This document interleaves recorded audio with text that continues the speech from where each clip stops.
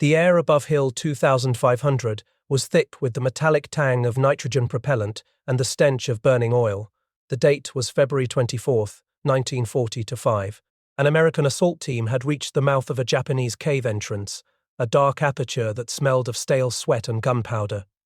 The flamethrower operator, burdened by an M22 rig, felt the familiar crushing weight. This was 32 kilograms of flammable death that forced him to lumber conspicuously across the bullet-crackling battlefield. He was the bait, the target of highest priority, and he knew his sole purpose was to force the enemy out, regardless of the danger. He knelt, bringing the nozzle to bear, the brass cold against his gloved hand. He squeezed the trigger. A scorching blast of flame, 40 meters long, arced into the darkness. He held the jet for a second, then released, delivering 12 concentrated bursts of napalm and fire. The flames worked their way around corners, turning the confined space into a death trap, sucking out the oxygen and filling the air with superheated smoke. The effect was instantaneous and terrifyingly effective. The Japanese garrison, 26 men strong, could not endure the primal, unimaginable panic of being immolated. They came out in a chaotic, desperate rush, literally flooding the exposed position of the flamethrower team. The operator, his back to the cave, was instantly engulfed in close combat. Rifle fire cracked around him as the supporting infantry desperately tried to employ the murderous discipline required to save the team from annihilation. The operator did not have time to pivot or reload the ignition cylinder. A Japanese soldier lunged, bayonet fixed, emerging from the oily smoke. In a grim act of survival, the operator abandoned the gun's primary function and swung the heavy, unwieldy nozzle assembly like a club. He smashed the man's neck with a sickening, final crunch. He survived that minute of hell, but the chaotic scenario perfectly illustrated the weapon's central paradox. It offered unparalleled tactical effectiveness, purchased at the cost of the operator's extreme vulnerability. The bodies hit by the jet progressively crumbled to ash and cinder, the final shrunken corpse scarcely resembling a human being. The horrific imagery of the dying, the animal-like howls, were the heart of the weapon's tactical necessity. But to understand this terrifying close-quarters engagement, we must look back at the long military desire to turn fire into a controllable tactical asset. The concept itself was ancient, recognized from the moment the Spartans used a crude mixture of pitch, sulfur and naphtha against a fort in 1424 BC. Yet these were crude, messy applications. By the turn of the 20th century, military architects were desperate for a solution to the problem of entrenched defenses, where conventional arms continually faltered. This necessity spurred German innovation.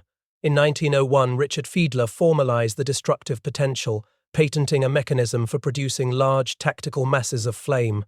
This was the crucial conceptual step, moving fire from a chaotic element to a pressurized directional tool. Fiedler's demonstrations in 1905, followed by Bernhard Redemann's experiments in 1907, proved the viability of the man-portable flamethrower. The weapon offered a terrifying promise, an effective method to incinerate entire trench sections or bunker structures in intense blasts of oily flame. The German military recognized the revolutionary potential not just for physical destruction, but for the psychological terror it inflicted. In 1909, this commitment solidified with the establishment of the Pionier Versuchskompanie. The flamethrower was no longer an experiment, it was a formal tactical reality. This laid the groundwork for the uniquely awful destruction that was about to define the static, bloody trench warfare of the First World War. The static, muddy landscape of the Western Front was the perfect, gruesome stage for the flamethrower's debut. For 3 years, the war had been defined by the shovel and the machine gun, a grinding stalemate. Millions of men lived and died within shouting distance of the enemy, separated only by wire and the churned earth of no man's land. Conventional infantry assaults had become suicidal exercises in futility against reinforced strongpoints. A new tool was desperately needed to break the impasse. In January 1915, the German High Command formally acknowledged this necessity by establishing the Flammenwerfer Abteilung Redemann. This dedicated unit of initially 48 personnel was tasked not just with operating the new weapons, but with writing the bloody manual for their use. The men selected for the Flammenschütze, the flame shooter, were of a special breed. They required either iron nerves or a brutish lack of imagination. They trained with the latest terrifying German designs. The Cleef M1912, the first man-portable production model, was a temperamental device. It was capable of an 18-meter reach and a 15-second duration before the pressure dropped. But its true terror lay in its static cousin, the Groff M1912. Imagine the scene. 5 men straining shoulder to shoulder just to move the Groff. It was a monstrous, unwieldy cylinder, measuring 102 by 51 centimeters and weighing 75 kilograms when full. The crew had to manhandle this volatile object through narrow, slick trenches, its bulk catching on splintered duckboards and muddy parapets. They were conspicuous, slow, and utterly vulnerable. Yet when the line was secured and the Groff was emplaced, it promised absolute, localized destruction. In the dark hours before a planned assault, the flamethrower team would crawl forward, dragging the heavy hoses. These hoses, sometimes up to 33 feet long, allowed the operator to be stationed far from the enormous fuel tank, a precaution against inevitable accidents. The air smelled of naphtha and pressurized nitrogen, a sickly sweet metallic odor that masked the pervasive stench of death and damp earth. When the order came, the pressurized gas was released. The initial sound was a violent, angry hiss, instantly followed by the whoosh of ignition. A searingly hot and wide cloud of flame erupted, a blast of oily fire that incinerated entire trench sections in a single murderous intensity. The flame itself was a jet about 2 meters long, but the cloud of superheated air and unhealthy smoke that followed was the true killer. It filled the trench, burning the oxygen and creating a unique form of trauma. The psychological impact was instantaneous. The sheer, deep-seated, almost primeval terror of being immolated, of witnessing comrades turn into cinders, forced unimaginable panic. Those on the receiving end gave chilling accounts of the animal-like howls of the dying. These bellows of extreme agony haunted a lifetime of memories. Surrender or flight was often the only alternative to being progressively crumbled to ash. Yet, the weapon was as dangerous to its user as it was to the enemy. The early designs were inherently flawed and fragile, suffering profoundly from the hard knocks of frontline life. The fuel was low viscosity, meaning the effective range of 80 meters could be instantly reduced to 50 meters in a modest crosswind. This inherent danger was tragically validated on June 6, 1915, at Vauquois. A French flamethrower team unleashed a barrage, but a sudden shift in the wind blew the flames back onto their own position. The resulting conflagration caused ammunition and container explosions, killing 25 French troops and injuring 127 more. The Austrians, using their own crude M15 and M16 models, suffered even worse. Their equipment was so unreliable that it often caught fire or exploded at a high rate. The risk was ever present, strong headwinds capable of blowing flames back and causing the operator's own clothing to ignite. Despite the risk, the tactical utility of the weapon was undeniable. The German command quickly realized the flamethrower was not a standalone weapon, but rather a powerful force multiplier. A specialized flame unit was soon integrated directly into the elite German assault squads, the famed Sturmtruppen, working in concert with machine guns, mortars, and explosives. This marked the definitive shift from an experimental novelty to a specialized tactical instrument.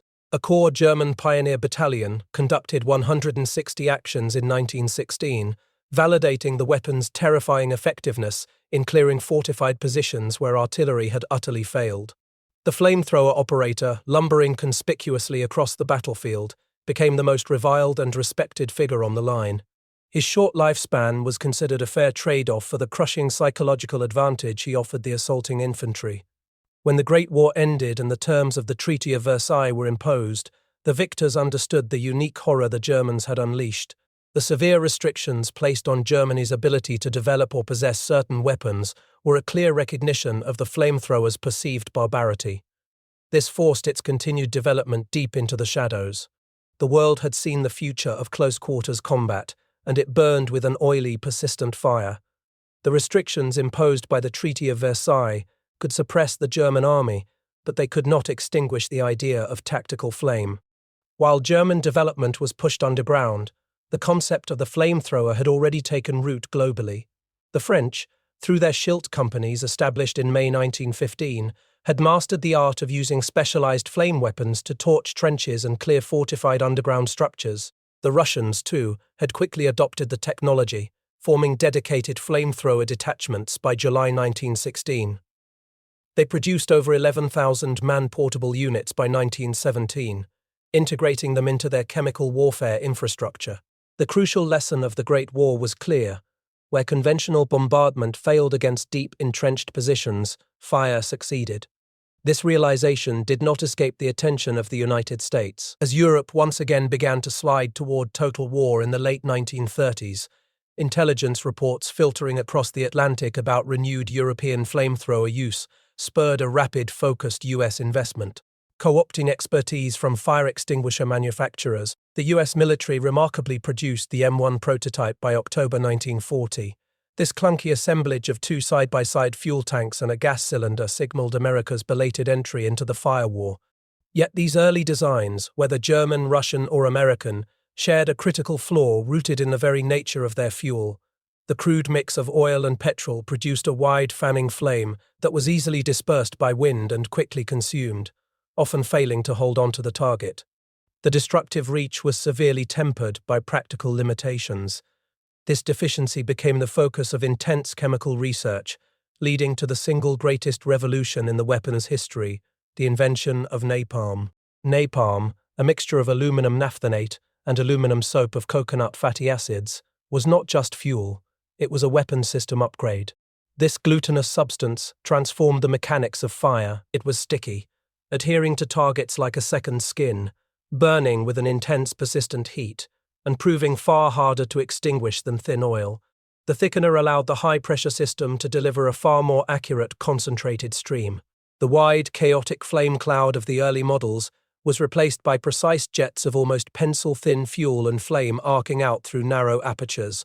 The effective range of the new US M1A1 using this thickened fuel stretched up to 46 meters. This was the difference between blowing a wide, ineffective blast and surgically penetrating a bunker slit.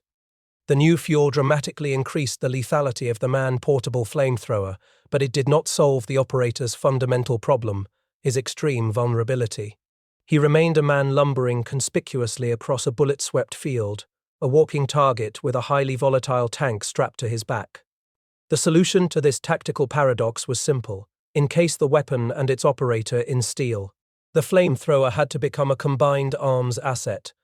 The Allies perfected this concept with the development of the Churchill crocodile tank, a formidable armoured behemoth that married the terrifying power of napalm with near invulnerability. Imagine the scene in Normandy, June 1944. A German concrete pillbox, dug deep into the landscape near Caen, has shrugged off hours of artillery. The air trembles with the distant rumble of the front line, but here, in the immediate vicinity of the bunker, the only sounds are the intermittent crack of sniper fire and the low, heavy grinding of tracks. Then, the crocodile arrives. 'Tis a slow, menacing fortress, 29 tons of armor plate, towing a massive 400-gallon fuel trailer attached by a heavy coupling and hose. The crew inside is safe, insulated from the small arms fire pinging harmlessly off the thick glacis plate. This machine offered the flamethrower operator what he had only dreamed of: standoff capability and absolute protection. The tank halts, the tremendous weight settling into the churned earth. Inside the turret, the gunner selects the flame projector, which replaces the standard hull machine gun. He lines up the bunker slit, a narrow dark aperture that had been spitting death for days. He triggers the propellant system. The resulting spectacle is terrifying, cinematic, and absolute. A scorching, viscous jet of flame erupts, arcing out over 100 meters a distance previously impossible for any man-portable weapon. The stream of fire is sustained, relentless. The crocodile is capable of delivering 81-second bursts, or a continuous blast lasting over 90 seconds. The napalm hits the concrete, splattering around the aperture, immediately adhering to the camouflage netting and the sandbags. The heat is murderous, instant, and localized. The flame does not just burn, it consumes the oxygen in the immediate vicinity, turning the interior of the bunker into a pressurized, suffocating oven. The men inside, unable to escape the rapidly filling space, are subjected to a dual assault: the physical threat of incineration and the rapid depletion of breathable air. Later, captured German soldiers defending similar positions would describe the effect: not the pain of burning, but the terror of the heat and the suffocating pressure. This pressure caused men to pass out from oxygen depletion and heat exhaustion even before the flames fully reached them. The crocodile, alongside mechanized versions like the American Zippo tanks and boats used later in the Pacific and Vietnam, fundamentally changed the flamethrower's tactical role. It was no longer a desperate, high-risk infantry tool. Instead, it became a formidable siege weapon, capable of overcoming what commanders called the stubbornness of the defense where conventional arms had failed. It succeeded by delivering not just physical destruction, but a psychological shockwave, all from a safe distance. The age of the vulnerable Flammenschütze, the flame soldier, was ending. The age of the armored flame behemoth had begun. The European stalemate had demanded the flamethrower as a tool of localized terror, but the Pacific Ocean theater forged it into an indispensable weapon of systematic clearance. The shift from the muddy trenches of France to the humid coral-choked islands was a transition from one type of hell to another. Here, the landscape was a grueling green nightmare where biting ants swarmed the foxholes. The enemy, the Imperial Japanese Army, had mastered a defense doctrine of attrition based on deep caves, reinforced concrete pillboxes, and spiderweb networks of tunnels. Conventional bombardments, even heavy naval shelling, often proved utterly ineffective against these tortuous Japanese strongholds. Artillery only scraped the surface, leaving the defenders safe, ready to emerge and fight. American forces quickly realized that the only way forward was to fight fire with fire. They had to use that fire to force the enemy out of the earth itself. The early assaults, particularly the brutal brine of Tarawa, highlighted this tactical imperative. Initial amphibious landings were too chaotic for the heavy, fragile, man-portable flamethrowers. But once the beachhead was stabilized and the infantry turned inland, the demand was immediate and desperate. Commanders reported a craving for more flamethrowers.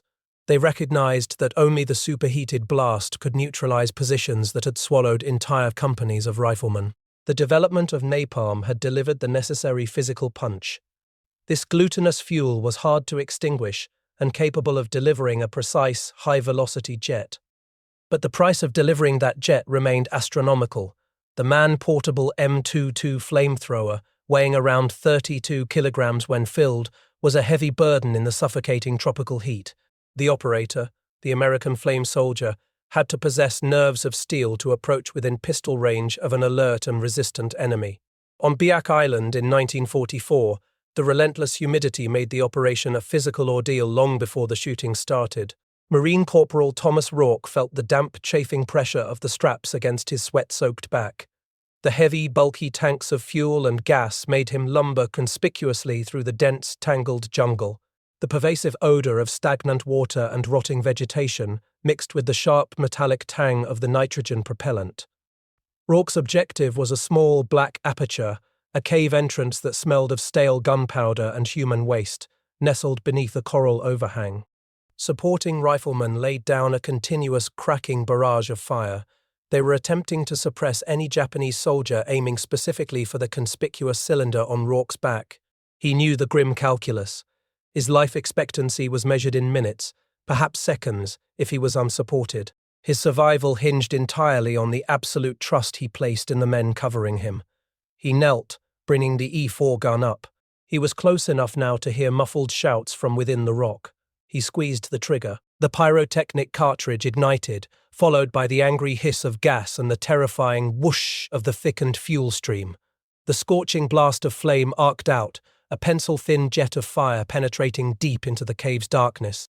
The fire was immediately voracious, consuming the air and filling the confined space.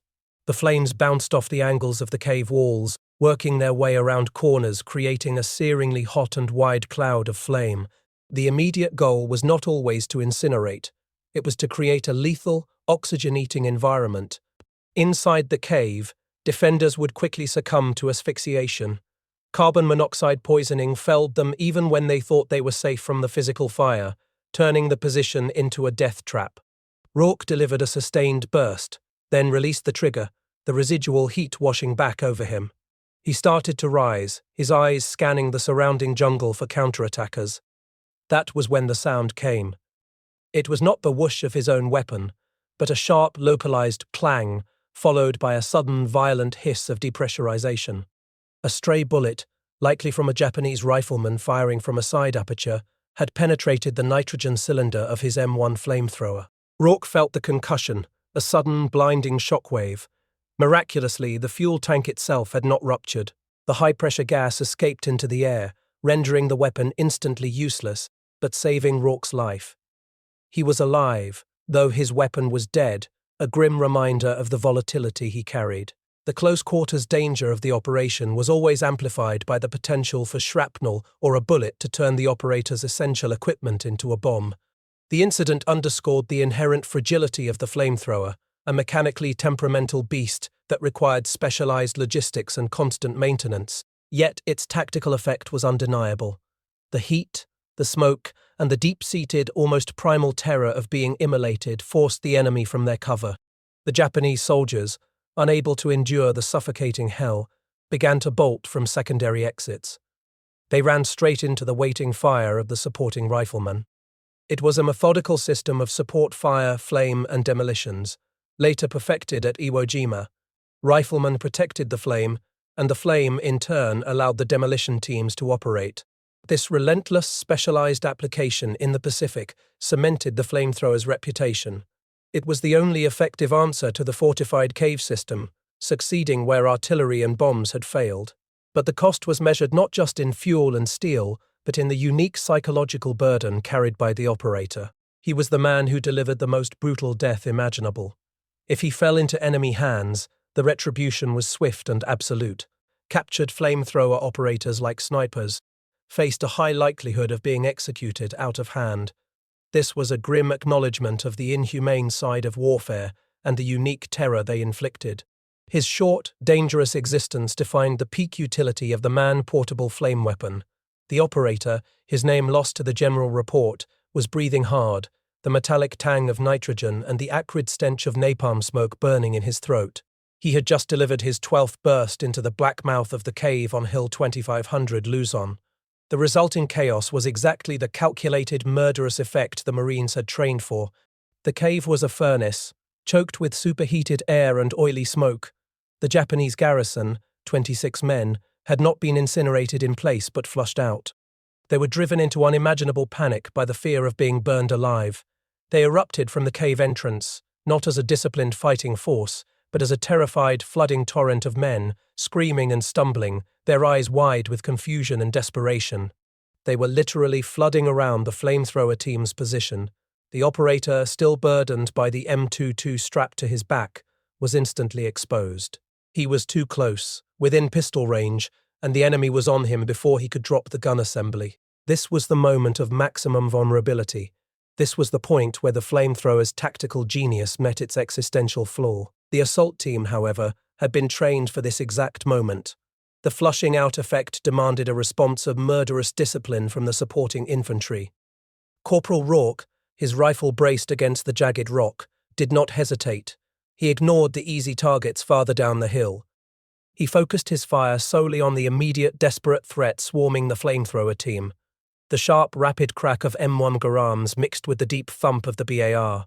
They laid down a curtain of lead that sliced through the panicked Japanese soldiers. The riflemen were not just suppressing the enemy. They were committing to the most dangerous close-quarters defense to ensure the flamethrower crew's survival. In the middle of the swirling smoke and gunfire, a Japanese officer, his uniform scorched, lunged past the initial fusillade. He aimed a rusty bayonet at the operator's exposed side. The flamethrower operator, unable to pivot the heavy tanks quickly enough, reacted with pure, terrifying instinct. He did not fire the weapon. He instead wielded the gun assembly itself, the long, heavy nozzle and hose, like a primitive club. With a desperate, primal grunt, he swung the weight of the steel and brass. He smashed the officer across the throat. The sound was sickening, final, a bone-deep crunch that instantly silenced the man. The entire engagement lasted less than 90 seconds. When the last of the 26 soldiers fell, either to the supporting rifle fire or the initial blast of napalm, the silence that descended was absolute. It was broken only by the ragged breathing of the surviving assault team and the distant, low hiss of residual flames licking at the cave entrance. The fortification, which had held up an entire company of Marines, was finally reduced. The psychological and physical cost, however, was immense. The operator stood shaking, his body drenched in sweat. The terrible weight of the M22 on his back suddenly felt like a monument to what he had just done. He had survived the minute of hell. The chilling spectacle of the surrender or incineration tactic had extracted its steep toll. The success was undeniable, but the trauma, both physical and psychological, was now imprinted onto the collective memory of the men who had observed the animal-like howls of the dying. The flamethrower, having proven its vital, if brutal, utility in the flame-blackened landscape of Iwo Jima and the claustrophobic urban nightmares of the Russian front, had reached the highest point of its design and deployment. It was an indispensable tool for clearing enemy strongholds, but its very success sowed the seeds of its eventual decline. As the world shifted away from the desperate close-quarters combat of total war, the horrific imagery associated with the flamethrower began to take precedence over its tactical merits.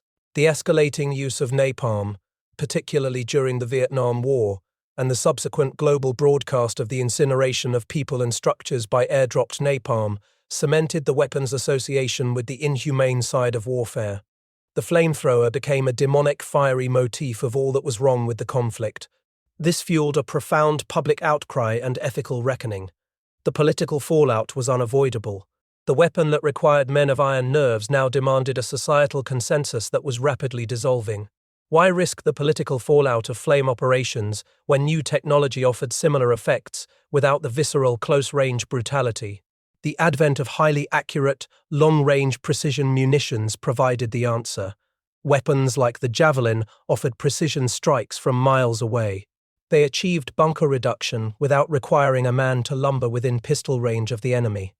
They also eliminated the graphic, ethical burden of immolation.